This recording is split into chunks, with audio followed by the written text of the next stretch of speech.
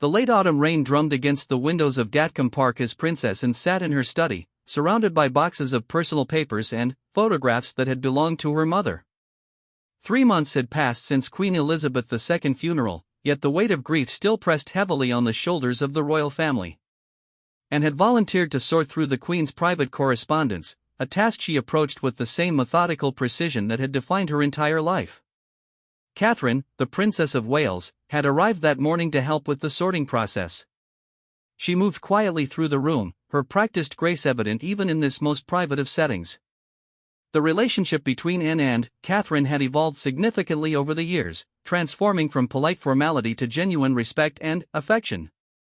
Anne had initially been skeptical of yet another outsider joining the family, but Catherine's unwavering dedication to duty and her obvious love for William had gradually won over the notoriously difficult princess.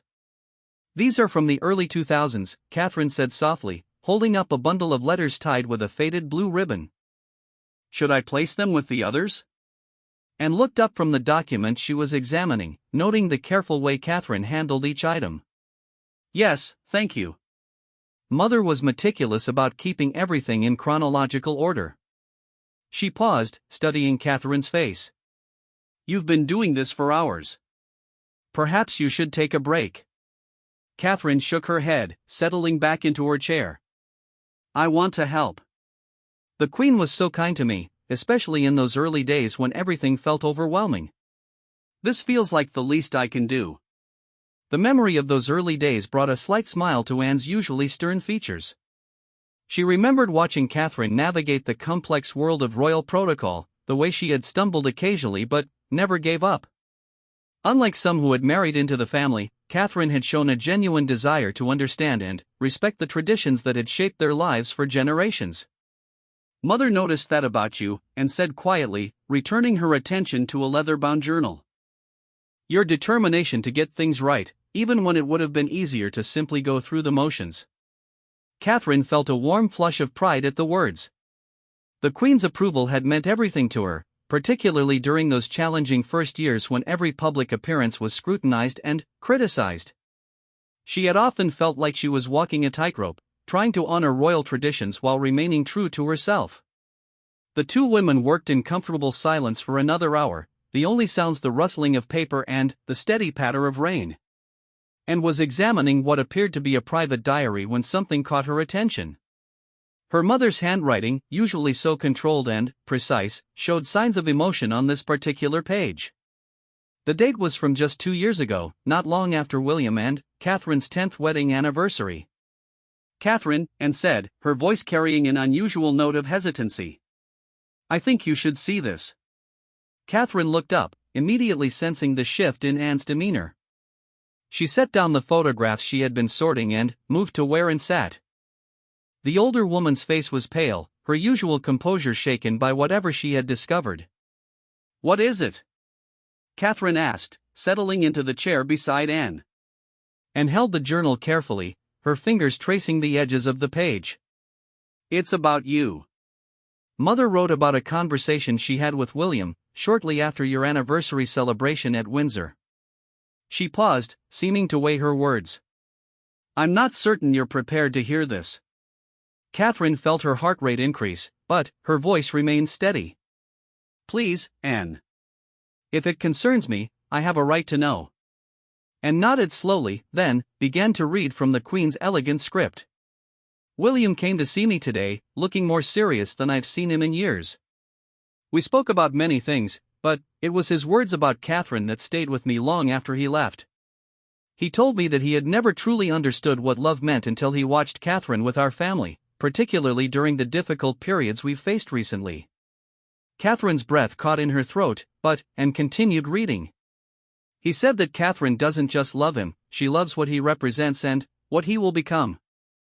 But, more than that, she loves this family, this institution, in a way that even some who were born to it struggle to achieve. William told me that when he sees Catherine with Charlotte, he sees glimpses of myself at that age, the same sense of duty combined with genuine warmth." The words hung in the air between them, heavy with meaning. Catherine felt tears prick at her eyes, but she remained silent, sensing that Anne wasn't finished. But then, and continued, her voice growing softer, Mother wrote something that I think even William doesn't know she observed. And glanced at Catherine, noting the young woman's heightened attention. She wrote about watching you during Philip's funeral arrangements, how you quietly took care of details that others overlooked, how you made sure that Harry felt included despite the tensions, how you never once complained about the additional burden. Catherine remembered those days vividly. The funeral planning had been emotionally and logistically complex, made more difficult by the family tensions that had been simmering for months. She had tried to be helpful without overstepping, to support William while respecting the grief of others. Mother wrote, and continued, turning the page carefully, that she had never seen William look at anyone the way he looked at you during those difficult weeks. She said it wasn't just love or admiration, but a kind of awe, as if he couldn't quite believe that someone like you had chosen to stand beside him through everything. The room fell silent except for the continuing rain. Catherine stared at her hands, overwhelmed by the Queen's observations. She had always felt that her relationship with the late monarch was respectful but somewhat distant. To learn that the Queen had been watching, noticing, and even appreciating her efforts felt both humbling and profoundly moving. "There's more," Anne said gently, and Catherine looked up in surprise. And turned to another page, this one dated just 6 months before the Queen's death. This entry is about a private conversation Mother had with Charles. Anne's expression grew more complex, and Catherine sensed they were approaching something significant. She wrote that Charles came to her with concerns about the future of the monarchy, about whether the institution could continue to evolve and remain relevant. Catherine frowned slightly, unsure where this was leading. And continued reading, her voice taking on the cadence of the Queen's more formal observations. Charles told her that watching William and Catherine work together had given him hope for the future of the crown. He said that Catherine brought something to the family that had been missing for generations, a genuine connection to ordinary people that wasn't manufactured for public consumption. She wrote that Charles specifically mentioned how Catherine never seems to be performing her role, but rather living it. The weight of this revelation settled over Catherine like a heavy blanket. She had always been aware that her background was different from those who had married into the family before her, but she had never realized that this difference was seen as a strength rather than a weakness. But the most significant part, Anne said, her voice dropping to barely above a whisper, is what Mother wrote next. Catherine leaned forward, her heart pounding as Anne continued reading from the Queen's private thoughts. Charles confided in me something that I suspect he has never told William directly. He said that he believes Catherine will be the key to ensuring the monarchy's survival into the next century. Not because of what she brings to William, though that is certainly important, but because of who she is in her own right. He told me that Catherine possesses something that cannot be taught or learned, an innate understanding of service that comes from genuine humility rather than obligation. And paused, looking directly at Catherine. But, then, Mother wrote her own thoughts about this conversation. Catherine waited, hardly breathing, as Anne found her place on the page again. "I have watched Catherine for more than a decade now, and read, and I believe Charles is correct in his assessment. But there is something else I have observed, something that gives me great comfort as I consider the future of our family. Catherine loves William not despite his position, but including it. She has never tried to change him or pull him away from his duties. Instead, she has found ways to strengthen him in his role while maintaining her own integrity." The words resonated deeply with Catherine, who had indeed struggled with finding that balance in the early years of their marriage. There had been times when the weight of royal expectations had felt overwhelming, when she had wondered if she was strong enough to support William while remaining true to herself. The final paragraph, Anne said, her voice thick with emotion, is perhaps the most significant. Catherine noticed that Anne's hands were trembling slightly as she held the journal. Whatever was coming had clearly affected the normally stoic princess deeply. Mother wrote, and began, then stopped and looked directly at Catherine. She wrote that she had decided to have a private conversation with you, one that she had been planning for months but kept postponing because she wanted to find the right moment. Catherine felt a chill run through her. "What kind of conversation?" Anne's expression grew solemn. "Mother had decided to share with you something she had never told anyone else, not even Charles or William. She wanted to tell you about a conversation she had with your own mother before your wedding." The revelation hit Catherine like a physical blow. She had known that the Queen had met her parents several times during the engagement period, but the meetings had always seemed formal and procedural. The idea that there had been a private conversation with her mother was completely unexpected. "What did they discuss?" Catherine asked, her voice barely audible, and closed the journal carefully, setting it in her lap. "I'm afraid Mother passed before she could have that conversation with you. But, based on what she wrote here, I believe I know what she wanted to tell you." And paused, seeming to gather her thoughts. "Your mother asked the Queen for guidance about how to prepare you for what lay ahead. But, more importantly, she asked the Queen to promise that if you ever felt lost or overwhelmed, someone would be there to guide you." Catherine felt tears spilling down her cheeks as the full weight of this revelation settled over her. Her mother had tried to protect her, to ensure she wouldn't face the challenges of royal life alone. The Queen promised, and continued softly, and she kept that promise in her own way, by watching over you and ensuring that you always had support, even when you might not have realized it. The two women sat in silence for several minutes, both processing the emotional impact of what had been revealed. Finally, Catherine spoke, her voice thick with tears. "I wish I could thank her. I wish I could tell her how much her guidance meant to me, even the subtle ways she showed her support." And reached over and took Catherine's hand, a rare display of physical affection from the typically reserved princess. She knew, Catherine. Everything in this journal makes it clear that she knew exactly how much you appreciated her guidance and support. As the afternoon light began to fade, casting long shadows across the study, both women understood that they had discovered something precious and irreplaceable. The Queen's private thoughts had revealed not just her observations about Catherine, but her deep faith in the future of the monarchy and the role Catherine would play in that future. "There's something else we need to discuss," and said eventually, her practical nature reasserting itself. "William and Charles need to know about this, but I think the timing and manner of telling them requires careful consideration." Catherine nodded, understanding immediately. The revelations in the Queen's journal were significant enough to affect family dynamics, particularly the relationship between Charles and William, and between William and herself. "When do you think we should tell them?" Catherine asked, and looked out at the rain, which was finally beginning to subside. "Soon," she said quietly. "But first, I think we need to finish reading through all of Mother's papers. Something tells me this journal contains more surprises than we've discovered so far." As they prepared to continue their work, both women sensed that they stood at the threshold of revelations that would reshape their understanding of the Queen's final years and her hopes for the family's future. The quiet afternoon at Gatcombe Park had become something much more significant, a moment of discovery that would have far-reaching implications for the entire royal family. 3 days had passed since the discovery in the Queen's journal, and had spent those days carefully reading through every remaining document in her mother's private papers. What she found had left her with a profound sense of responsibility and an urgent need to speak with her brothers and nephew. The autumn morning was crisp and clear as she made her way to Clarence House for the meeting she had arranged with Charles, William, and Catherine. Charles was already waiting in his private study when Anne arrived, his face showing the strain of the past months.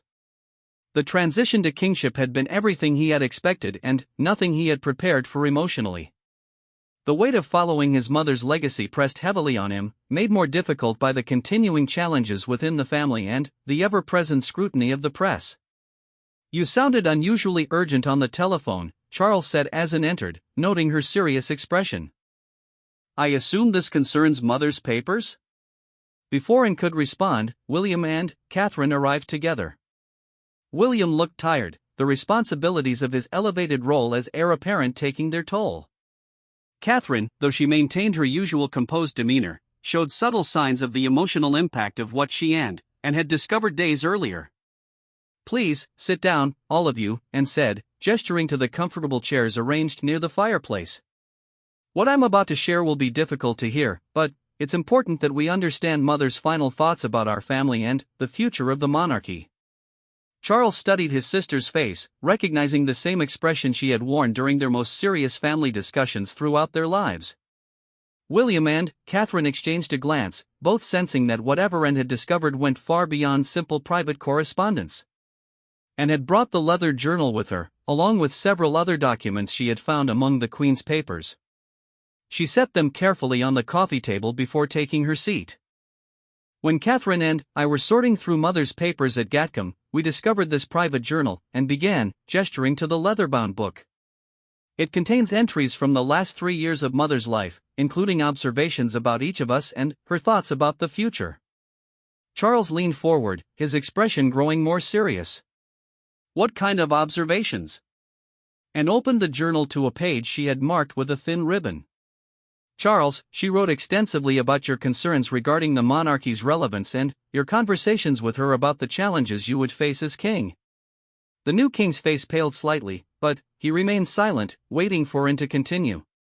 She also wrote about William, and continued, glancing at her nephew, and specifically about his relationship with Catherine and what that meant for the future of the crown. William felt Catherine's hand slip into his, a gesture of support that didn't go unnoticed by either Charles or Anne. What did she say? William asked quietly. And began reading from the journal, her voice steady despite the emotional weight of the words.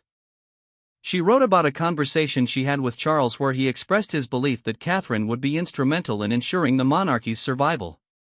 But Mother went further than that.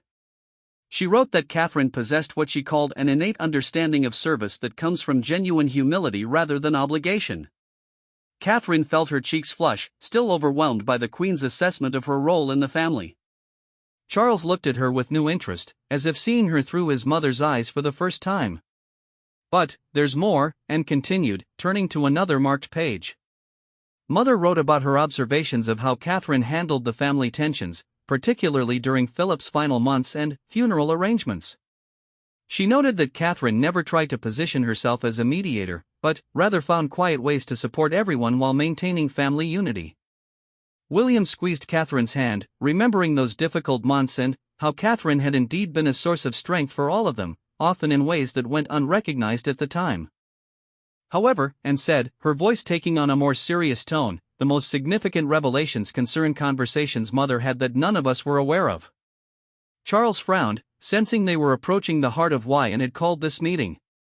What kind of conversations? Anne looked directly at Catherine before answering. Mother had a private conversation with Catherine's parents before the wedding. Specifically, she spoke with Catherine's mother about the challenges Catherine would face and made promises about supporting her through those difficulties. The room fell silent. William turned to look at Catherine, surprise evident on his face. Catherine herself appeared stunned, having learned this information for the first time just days earlier. What kind of promises? Charles asked, his voice barely above a whisper. And read from the journal again. Mother wrote that Catherine's mother asked her to ensure that Catherine would never face the challenges of royal life alone, that someone would always be there to guide her if she felt lost or overwhelmed. The Queen promised this, and, according to her journal, she kept that promise by watching over Catherine and providing subtle guidance throughout her early years in the family. William felt a complex mix of emotions, gratitude toward his grandmother for her care, but also guilt that he hadn't fully understood the support Catherine had needed and received. I never knew, he said softly. None of us did, Anne replied. But that's not the most significant revelation. Charles sat back in his chair, bracing himself for whatever was coming next. And had saved the most important discovery for last. In one of her final entries, and continued, Mother wrote about a decision she had made regarding the future of the monarchy. She had concluded that traditional approaches to royal duty were no longer sufficient for the challenges the institution would face in the coming decades. And turned to a page near the end of the journal, marked with multiple ribbons. She wrote that the monarchy needed to evolve in ways that went beyond ceremonial modernization. She believed it needed to be led by people who truly understood both service and sacrifice, but who also understood the lives of ordinary citizens. Catherine felt a growing sense of unease, sensing that the Queen's observations were leading towards something significant that would affect them all. Mother wrote, and continued, her voice growing softer, that she had decided to recommend to Charles that when the time came for him to make his own succession decisions, he should consider how the monarchy could best serve the people of the United Kingdom and the Commonwealth realms. Charles looked confused. What do you mean? The succession is clearly established. And met her brother's eyes directly. Mother wrote that she believed the monarchy's best chance for long-term survival lay not just in following traditional succession, but in ensuring that those who would lead it were best equipped to connect with and serve contemporary society. The implications of these words began to dawn on everyone in the room. William felt his heart rate increase, while Catherine appeared almost frozen in her chair. She wrote specifically, and continued, about her observations of William and Catherine working together, and her belief that they represented the kind of partnership the monarchy would need to remain relevant and respected. Charles was quiet for a long moment, processing what his sister had revealed. "Are you saying Mother questioned the traditional succession?" "No," Anne said firmly. "She never questioned your right or fitness to be king. But she wrote extensively about her hope that you would consider the long-term needs of the institution when making decisions about the future." And turned to another page, this one containing some of the Queen's most personal observations. She wrote about watching William and Catherine during public engagements, noting how naturally they connected with people from all walks of life. She observed that they never appeared to be performing their roles, but rather living them authentically. William struggled with the weight of these revelations. What exactly was she suggesting? And closed the journal carefully before answering. In her final entries, Mother wrote about conversations she wanted to have with each of you before she died. She wanted to discuss with Charles the possibility of considering a shorter reign, focusing on stability and modernization before passing the crown to William while he was still young enough to have a long and transformative reign. The suggestion hit the room like a thunderbolt. Charles appeared stunned, while William looked almost panicked at the suggestion. Catherine remained very still, clearly overwhelmed by the implications. She wanted to suggest to William and Catherine, and continued, that they begin taking on more significant responsibilities immediately, not just as preparation for the distant future, but as active partners in leading the monarchy's evolution. Charles stood up abruptly, walking to the window. She wanted me to consider abdication? She never used that word, and said carefully. She wrote about strategic succession planning and ensuring the monarchy's long-term survival. She believed that the institution was facing challenges that required not just fresh perspectives, but leaders who could genuinely connect with younger generations. William found his voice. "I'm not ready for that kind of responsibility. Neither of us is." Catherine spoke for the first time since the revelations began. "The Queen believed we were, or could be with proper support and gradual transition." And nodded. "Mother wrote that she had observed you both for more than a decade and believed you had already demonstrated the qualities necessary for effective leadership. She noted that you had handled every challenge with grace and growing confidence."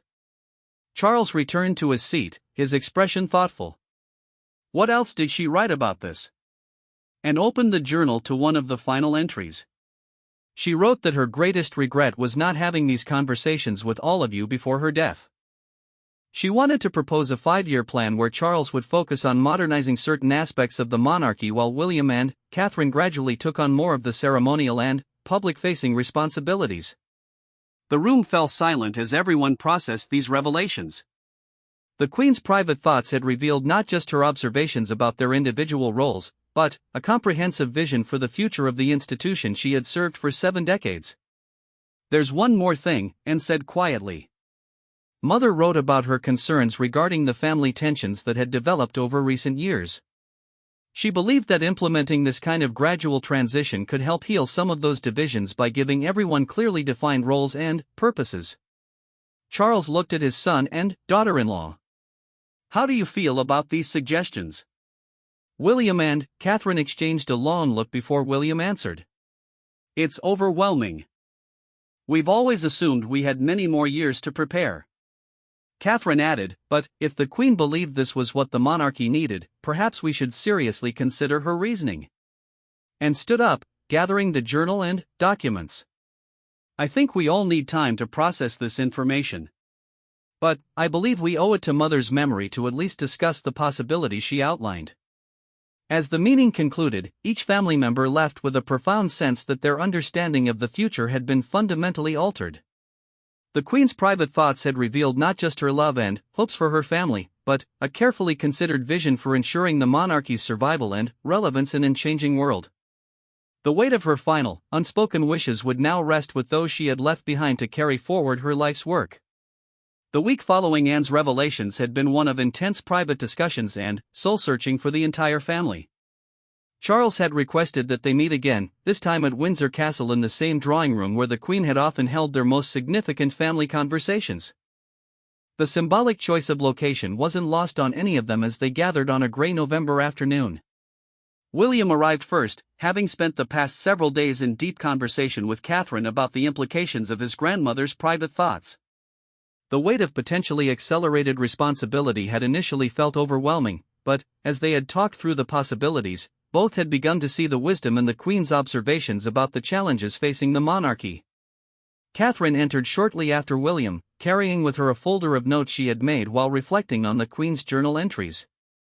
She had spent considerable time researching historical precedents for the kind of gradual transition the Queen had envisioned, and what she had learned had both surprised and encouraged her.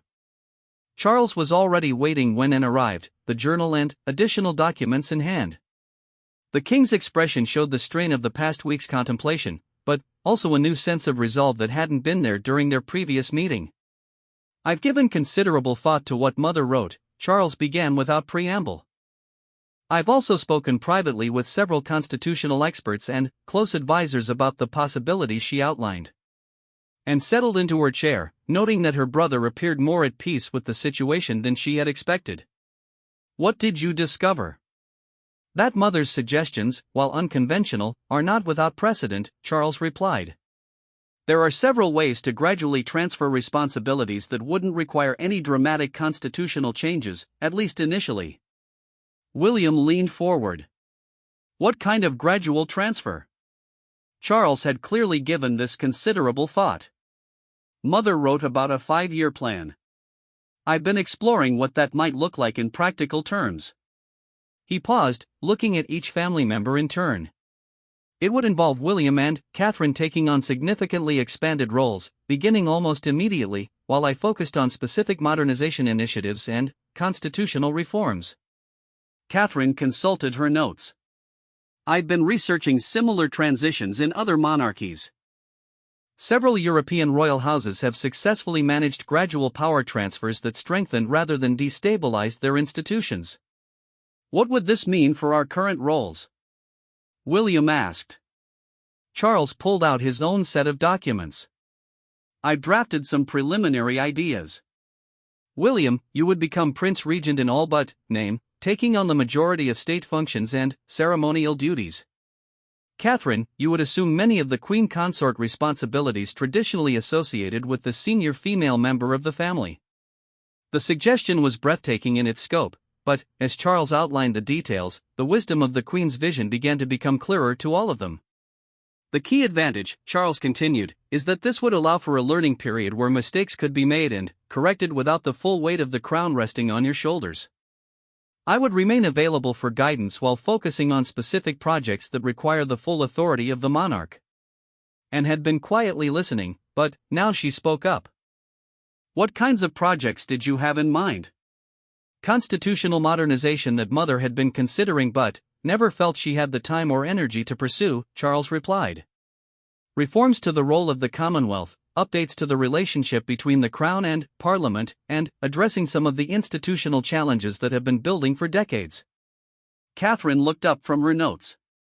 "The Queen wrote about her belief that the monarchy needed to connect more authentically with ordinary people. How would this transition help achieve that?" Charles smiled slightly. "That's perhaps the most important aspect of Mother's vision. William and Catherine, you both have natural abilities in that area that surpass what I can offer. A gradual transition would allow you to expand and formalize those connections while I handle the more technical aspects of monarchical reform."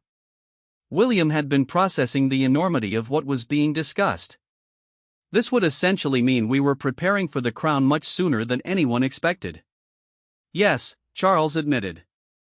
"But Mother's journal makes it clear that she believed you were already prepared in the ways that matter most. The technical aspects can be learned and supported by advisors."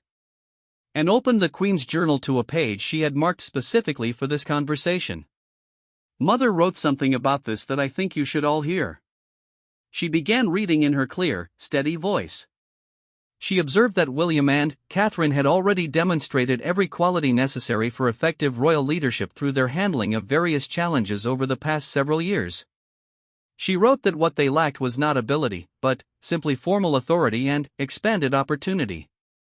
The words carried particular weight coming from the late Queen's private observations, made without any knowledge that they would ever be shared. She also wrote, and continued, about her regret that traditional succession planning often meant preparing heirs for responsibilities they would only assume late in life, after decades of waiting rather than active learning through expanding authority. Charles nodded. That was one of her most insightful observations.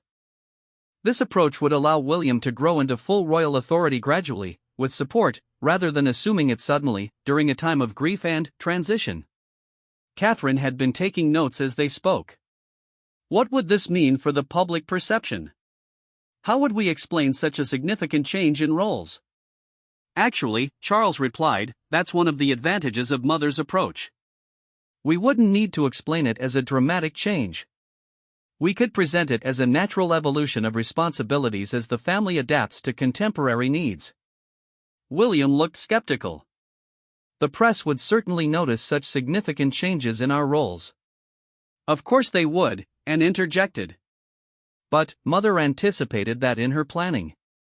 She wrote that the family's relationship with the media needed to evolve as well, moving toward more direct communication and transparency about our decision-making processes. Charles consulted his notes again. I've spoken with our press secretaries about this.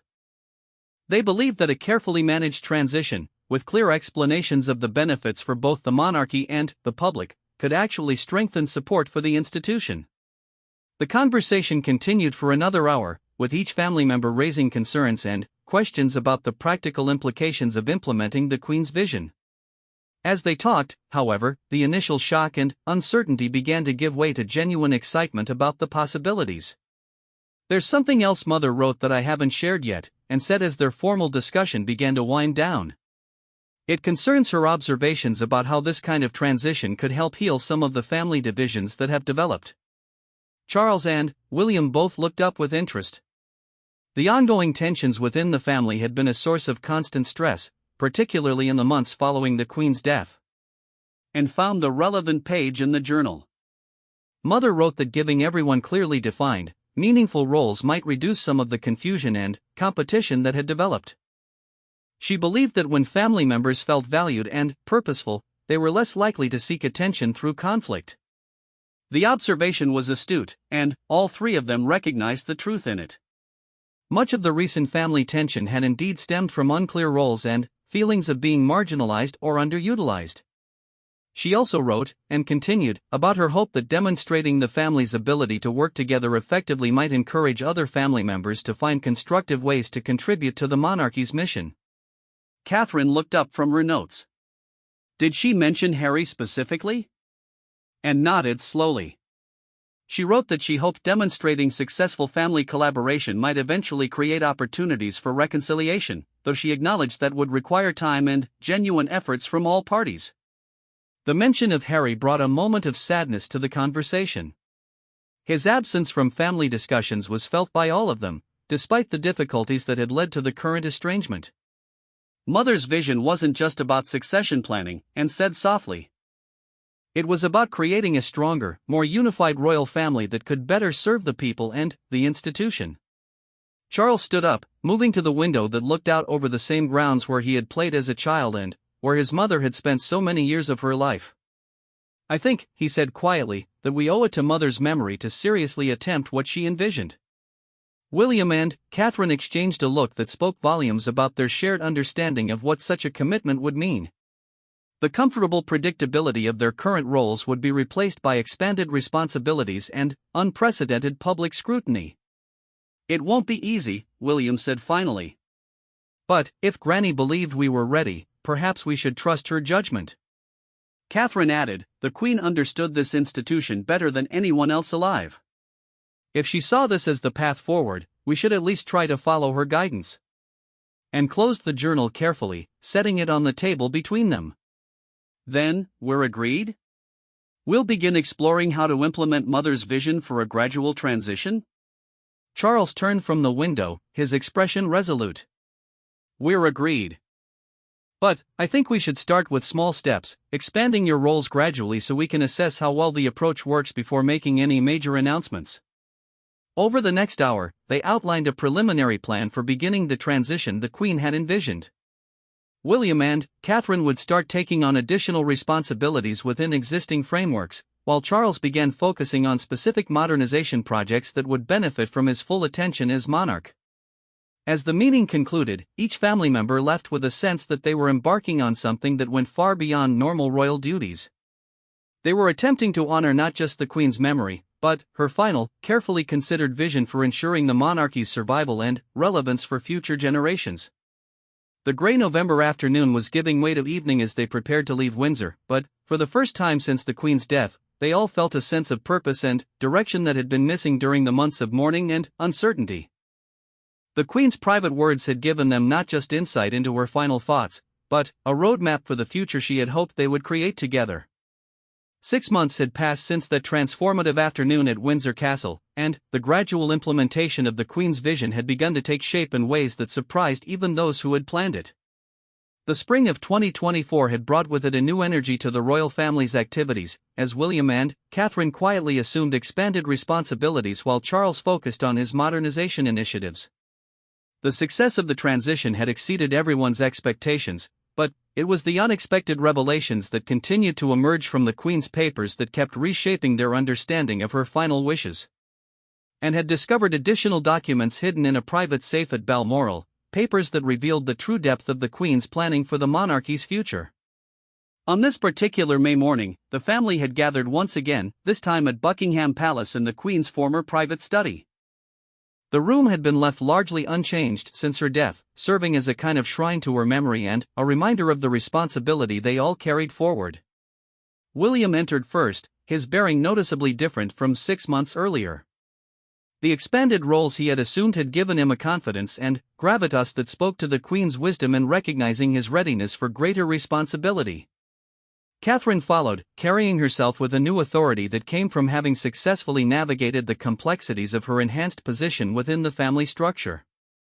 Charles appeared more relaxed than he had in months, the burden of succession planning having been lifted from his shoulders by the clarity of his mother's vision and the success of its early implementation. And brought with her a new set of documents that had been discovered in the Balmoral safe, papers that promised to reveal even more about the Queen's final thoughts and plans. The documents we found at Balmoral, and began without preamble, include detailed letters the Queen wrote to each of us, intended to be opened after her death. They were sealed and dated just weeks before she died. The revelation sent a chill through the room. The Queen had left them personal messages that they were only now discovering, months after her funeral. There's also, and continued, holding up a thick envelope sealed with the royal seal, a letter addressed to all of us together, marked to be opened only after we had time to process her private journal and begin implementing her suggestions. Charles leaned forward. "She planned for this moment specifically?" "It appears so," and replied. "The letter is dated just 2 weeks before her death, and the instructions were very specific about when it should be opened." Catherine felt a mixture of anticipation and apprehension. What do the individual letters say? And had read her own letter but had respected the privacy of the others. Mine contains her thoughts about my role in supporting the transition and her observations about my relationship with each of you. But I think we should open the collective letter first. She broke the royal seal carefully, unfolding several pages of the Queen's distinctive handwriting. As she began to read, her voice carried the weight of their late monarch's final direct communication with them.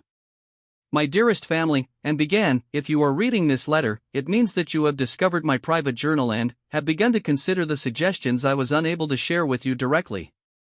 I pray that my observations and recommendations have provided some guidance during what I know must be a difficult period of transition."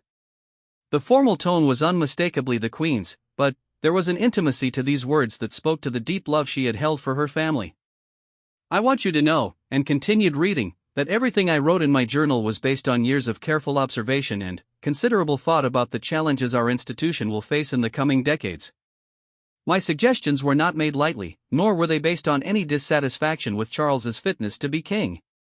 Charles felt a wave of relief at these words, though he had never seriously doubted his mother's confidence in him.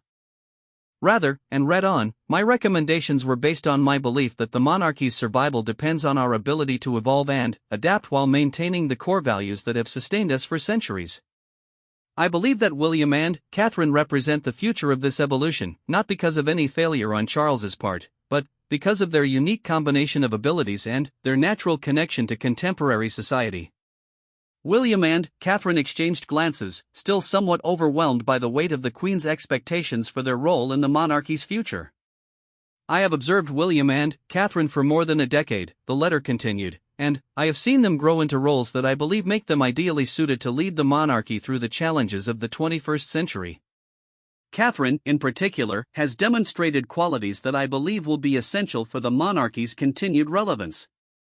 Catherine felt tears prick at her eyes. Even in death, the Queen continued to provide the validation and support that had meant so much to her throughout her time in the royal family.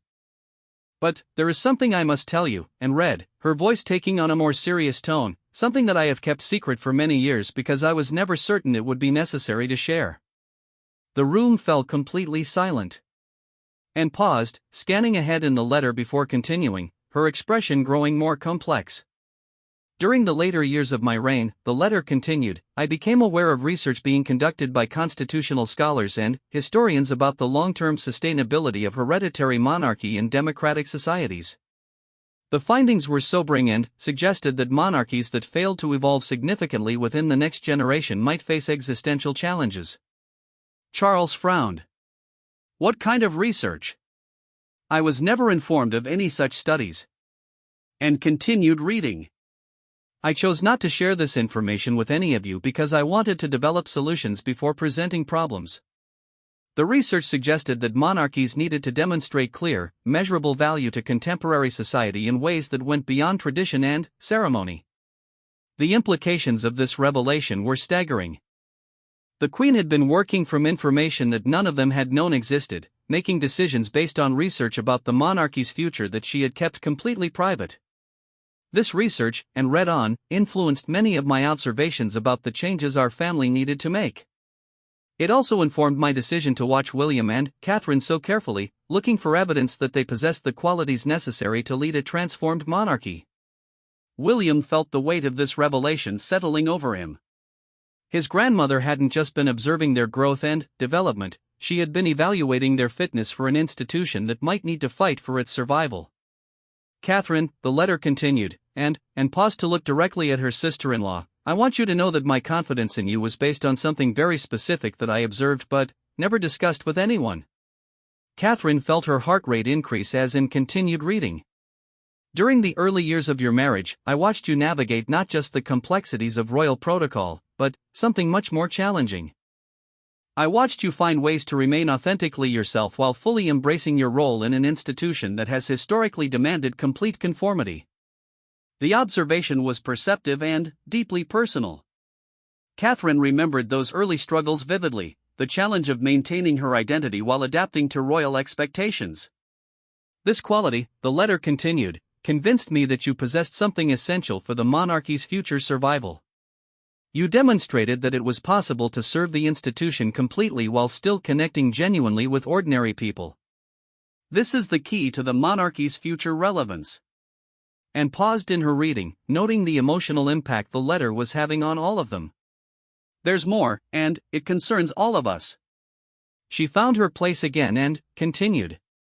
I also want you to know that the gradual transition I envisioned was designed not just to prepare William and Catherine for expanded roles, but to allow Charles to focus on constitutional reforms that will be necessary for the monarchy's long-term survival. Charles looked up with interest. His mother had been more strategic in her planning than even he had realized. The research I mentioned and read suggested that monarchies needed to demonstrate measurable contributions to their nation's governance and society. Charles, your legal background and understanding of constitutional matters make you uniquely qualified to develop these reforms during a period when you hold full monarchical authority. The letter outlined specific areas where the Queen believed constitutional modernization was necessary, reforms that would strengthen the monarchy's position while increasing its accountability and relevance to contemporary governance. But, perhaps most importantly, and continued reading, I want you all to understand that the success of this transition depends not just on individual performance, but on your ability to work together as a unified family. The challenges facing the monarchy cannot be met by any one person, regardless of their abilities. The emphasis on family unity resonated strongly with all of them, particularly given the divisions that had developed in recent years. Which brings me, and read, her voice growing softer, to my deepest regret about the timing of my death. The room fell silent again, each person bracing for what was to come. I had hoped to live long enough to help facilitate a reconciliation with Harry and Meghan, the letter continued. I believe that the expanded opportunities created by this transition might provide a path for them to find meaningful roles within a modernized monarchy. The mention of Harry brought both sadness and hope. Despite everything that had happened, the Queen had continued to seek ways to heal the family divisions. I leave it to your judgment and your hearts to determine whether such reconciliation is possible, and read. But, I want you to know that I believe the monarchy will be strongest when it includes all members of our family who are willing to serve with dedication and humility. As it neared the end of the letter, her voice took on the Queen's most formal and authoritative tone. Finally, I want you to know that every suggestion I have made, every observation I have shared, comes from my profound love for this family and my deep commitment to the institution we have served for so many generations.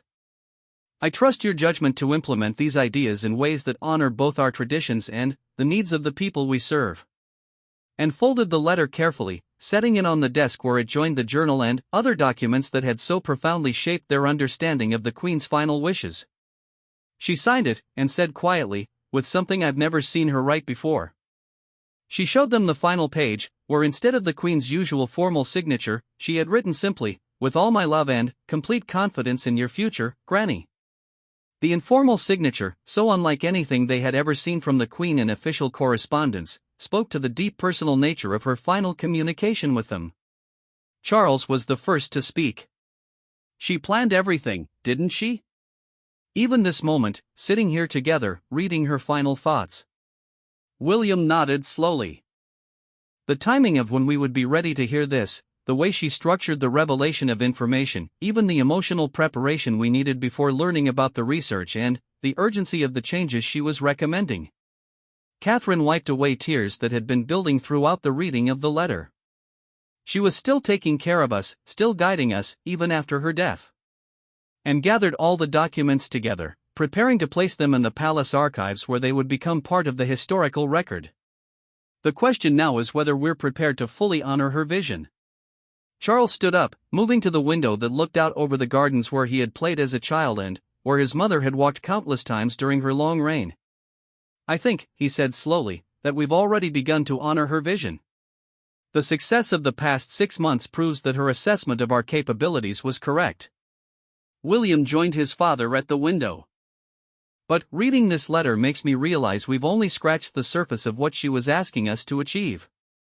Catherine remained in her chair, still processing the full implications of the Queen's final words. "She wasn't just asking us to continue her work," she said softly. "She was asking us to transform it, to create something that could survive and thrive in a world that might not naturally support monarchy." And nodded. And she was expressing her complete confidence that we could do exactly that, together. As the afternoon drew to a close, the 4 family members sat in contemplative silence, each processing the weight of the Queen's final revelations and the responsibility they now carried to fulfill her vision for the monarchy's future. Outside the palace, life continued as normal, with tourists and Londoners going about their daily routines, largely unaware that inside these walls, the future of the British monarchy was being shaped by the final, carefully planned words of the Queen who had dedicated her life to ensuring its survival. The transformation she had envisioned was no longer just a possibility, it had become their sacred trust to fulfill.